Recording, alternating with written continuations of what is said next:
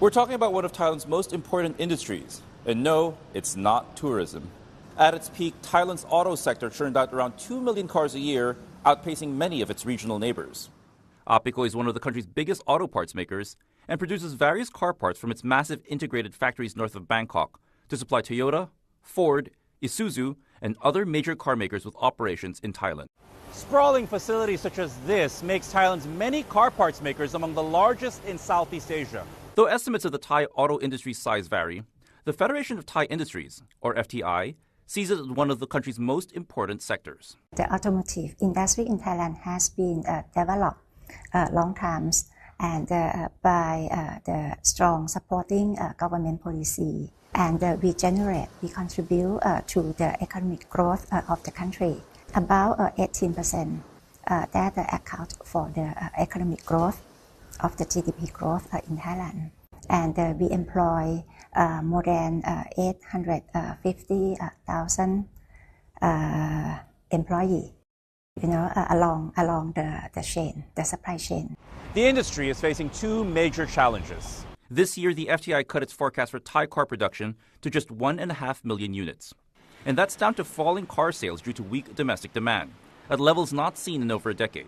Another reason is cheaper EV imports, mostly from China, that, coupled with subsidies, may be pushing out cars made by Thailand's vast supply chains. Because the price that the government offered to the car producer, 150,000 Thai baht to the producer, it makes the price of EV compatible with the ICE in the same segment. And in the past 3 years, the price of the EV has been declining like 25%. We never seen about the price reduction so much in the past year. How much are you talking about here? 20%. The FTI tells us that it's one of the hardest years for the auto industry in over a decade.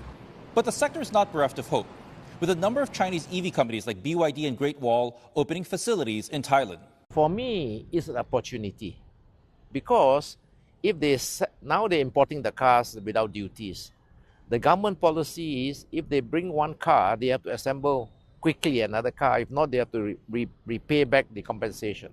So that's actually forcing the Chinese to build their assembly plants here. There will be something like 5 to 6 assembly plants. So an assembly plant must produce up to 100,000 cars. For the Chinese, they are using Thailand as the export for right-hand drive. So that is actually, I would say, in the longer term, is good for the car industry.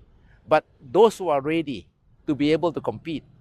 The CEO of Apico, one of the country's biggest auto parts makers, admits that any recovery won't be overnight, as it will take time for these new companies to set up shop and the industry at least 3 to 5 years to recover.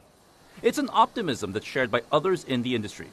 But a lot will depend on a concerted effort by all stakeholders to help the Thai auto industry adapt to the changes and for economic confidence to return.